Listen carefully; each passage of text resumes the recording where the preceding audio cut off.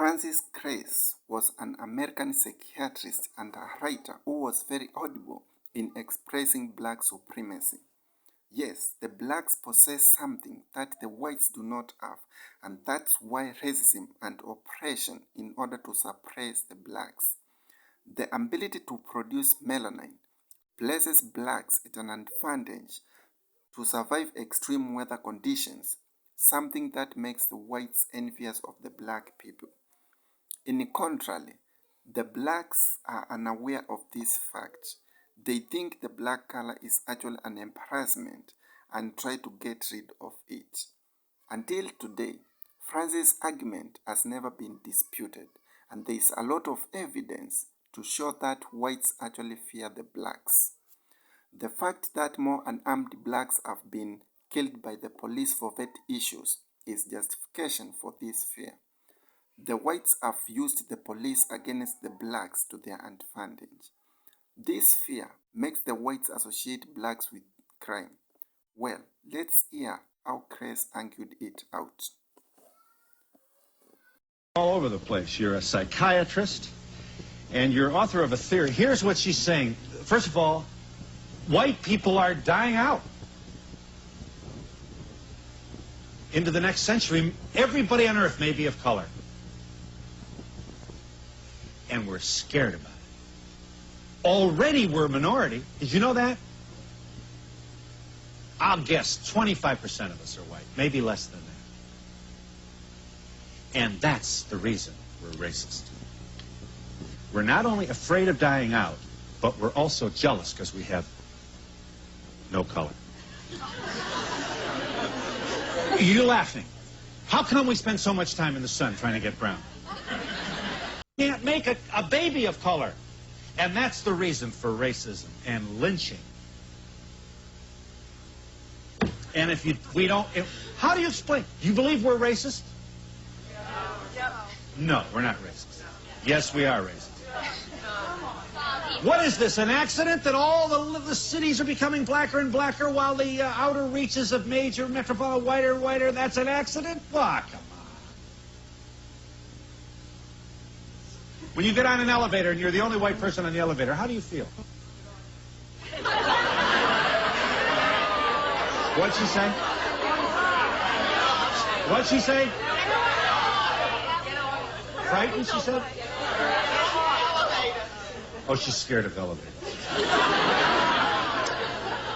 Okay, here we go. Frances Cress Welsing, M.D. You are a Washington, D.C.-based psychiatrist, and you're author of the Cress, your middle name, we should say, theory of color confrontation and racism.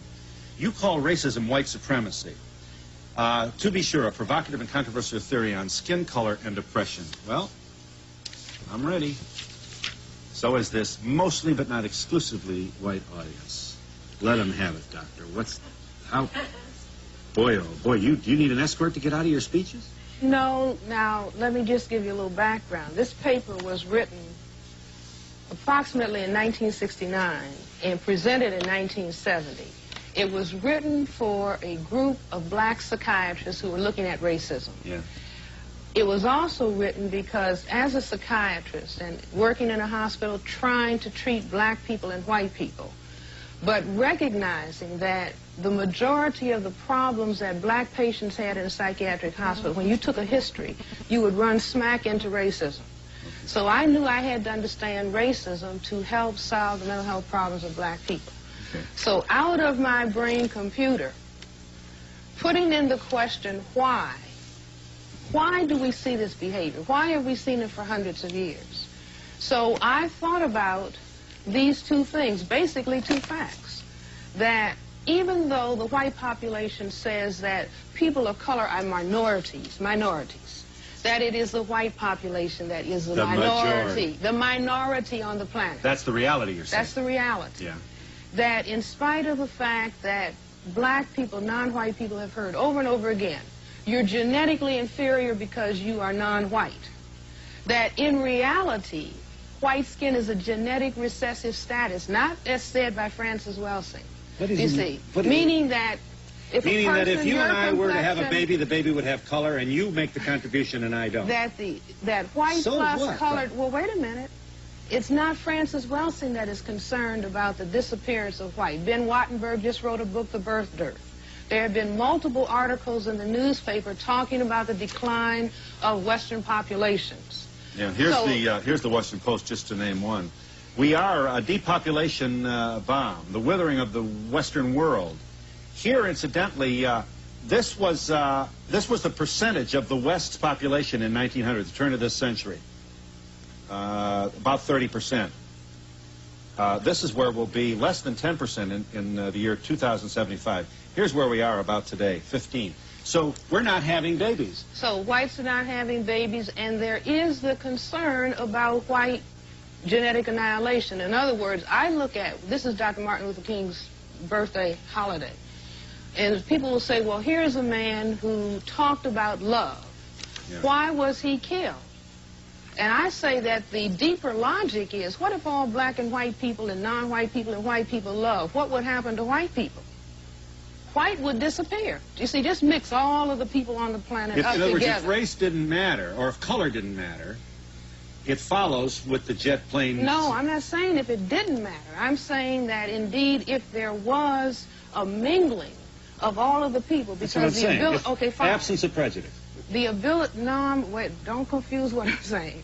I'm saying that if we mixed all of the people presently on the planet, stirred them up, the white freckle-faced people would be gone. Genetic recessive status would disappear. And that if I did a survey and everybody didn't have to, face anybody, if I said how many people who are white want their children to be white, want their grandchildren to be white, want their great-grandchildren to be white, want their great-great-grandchildren to be white. And I've gone all over the country in England and asked this question. Yeah. Everybody wants the children and the generations to remain white. Yes. If you do, then you have to do something to make sure that that happens. And I say that what the thing is that is done, and particularly in relationship to black non-whites, because we have the greatest genetic potential to cause white genetic annihilation. Because you're the blackest. Because we, right. The most color. Right. We have this ability to produce melanin pigment.